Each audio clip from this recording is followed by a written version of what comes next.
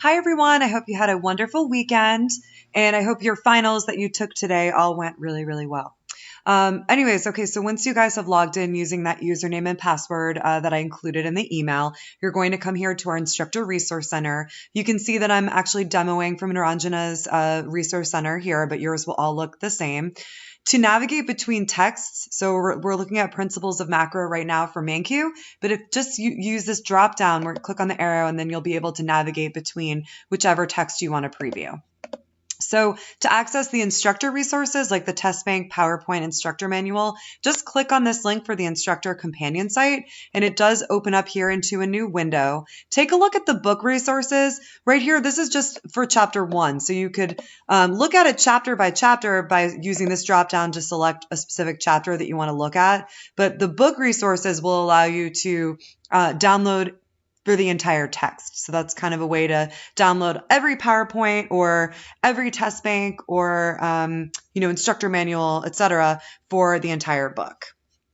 To access MindTap, so you go back here to our instructor resource homepage, you're going to click here on this link. I call this one ManQ Macroeconomics.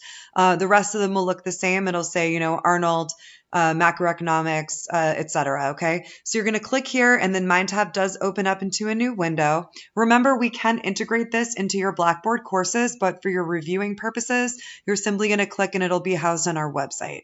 So it does open up into this new window. The first view you see, you'll recall, is our calendar view. I did set this up according to the fall schedule, but any required activities would show up in this view. Students could use the arrow to see what's coming up. They click on it, and they'll be able to see any activities that you've required for the course.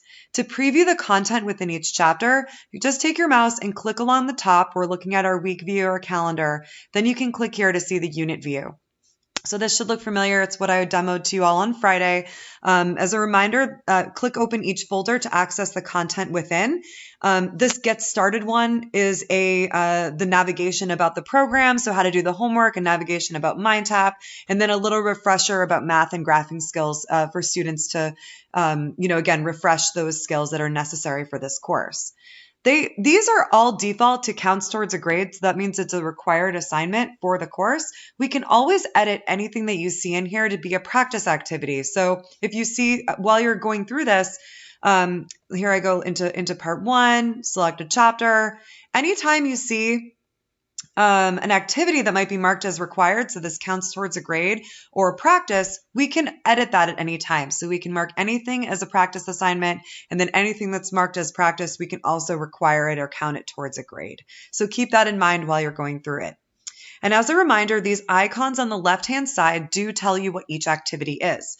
So this first one looks like a video. So each chapter does open up with a video application. It's Greg Mankiw himself giving you context for the chapter, so kind of setting the scene.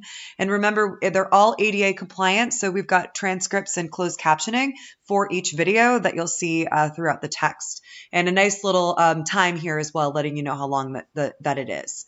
This here is a link to our ebook.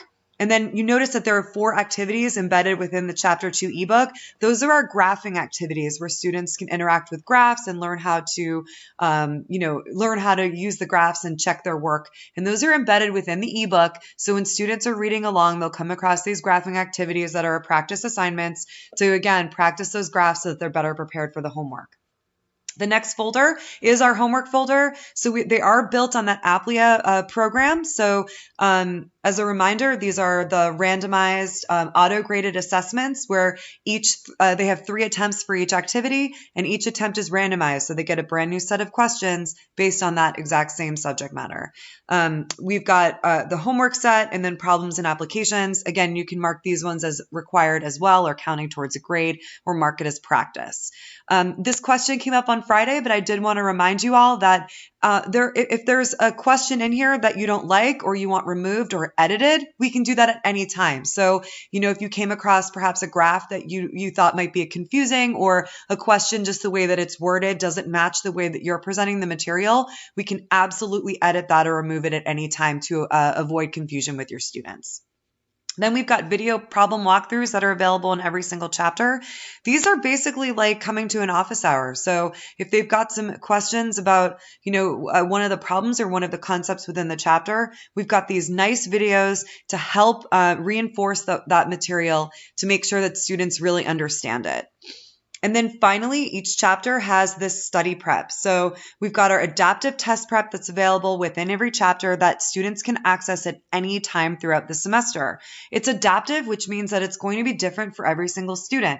Michael might have some strengths in one area that Jacqueline doesn't, and vice versa. So those concepts would be reinforced more for the student that needed the extra work. So we know that no two students have the exact same issues within each chapter. So it does allow, this adaptive technology will allow that we really reinforce the concepts that each student needs reinforcement.